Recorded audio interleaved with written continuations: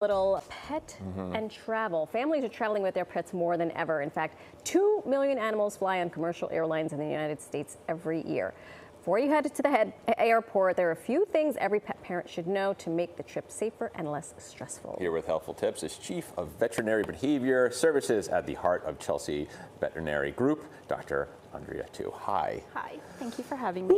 This is something we're seeing a lot more of now because people are their pets are becoming service animals. Yes, they are. Very quickly. Their pets are their babies, Yeah. right? Yeah. So you do really want to have that idyllic summer with your dogs at the beach. So what's the first thing pet parents should do before they even head to the airport or, put gas in the tank? The first thing, the biggest thing, talk to your veterinarian. There are a lot of different requirements for travel that I think a lot of people don't know about. Okay. So you really do want to work with a veterinary group that understands these travel requirements. My group, Heart of Chelsea Veterinary Group, we have a designated travel team, and we've actually made it really easy. If you go to our website, heartofchelsea.com, go to client services, scroll down to pet travel certificates, and fill out that form. We will figure it out for you. Okay. And guidelines for flying, are they different flying internationally as opposed to domestically? Absolutely. So Okay. international travel is really complicated. You're talking international laws. You have to learn the language. Right? Yes. Quarantine some pets? Yeah, absolutely. So what you really want to do is work with a USDA certified veterinarian. Not all veterinarians are USDA certified. They can help you prepare what is known as an international travel certificate. Okay. That is required for international travel, along with a microchip, and you do also need to make sure your rabies vaccine are up to date, potentially other vaccines, other deworming that needs to be done. So all of that can be navigated by a veterinarian who is familiar with this. Okay. And these international laws, they're changing constantly, right? Okay. So some of you might have heard about the New World screwworm outbreak that is yeah, going on in course. Mexico, Oh, yeah. right? And so the travel requirements for Mexico have been changing almost by the day. We just heard about some new stuff yesterday. Yesterday even. Okay. Yeah, and if you don't know about it, your daily pet's not activity. traveling, Right. right? What about domestic travel? Domestic travel is a lot easier. I still do recommend make sure your pet's vaccine is up to date. Get a copy of your medical records, because God forbid your pet is sick in a different state. You want to know what they're dealing with currently. You want that veterinarian to know all of their current medications.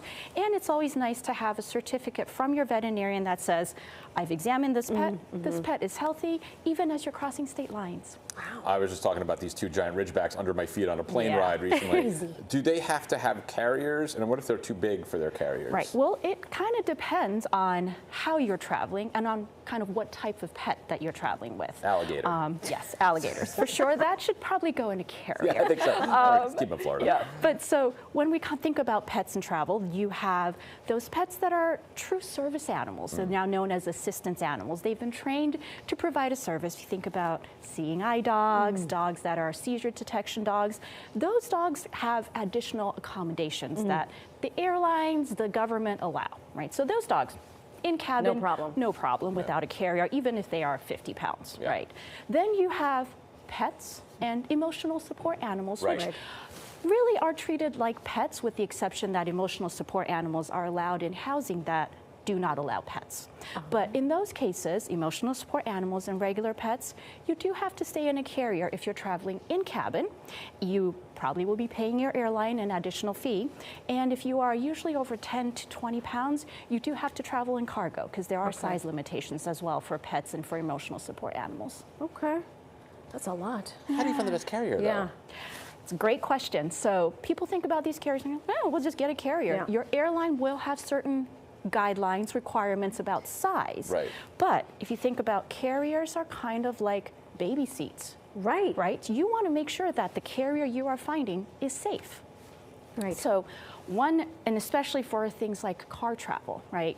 One thing that I often recommend is to go to, there's this website called Center for Pet Safety. Okay. They actually crash test carriers. Oh, that's cool. Yeah, it's really cool. And you can actually see videos in which they are doing that crash test. Tiny little airbag pops Right. Well, it is a matter of, does your carrier survive that crash? You would never want to Is that a real dog in there? It's a stuffed dog. Oh, it's kind of like those crash test dummies. Oh, there he is. But Oh, you wow, can looks see real. that carrier failed the test Oh, yes. because the door popped off. Right. Right? So you want to make sure you have a good, safe carrier. Very smart. Super smart. Dr. Vu, thank you so much. You're very welcome. Very, Thank you very for having me. helpful information, especially for families who are traveling this summer. If you want more information, you can follow Dr. Tu on her Instagram or head over to her website. Good stuff. Thank you so much.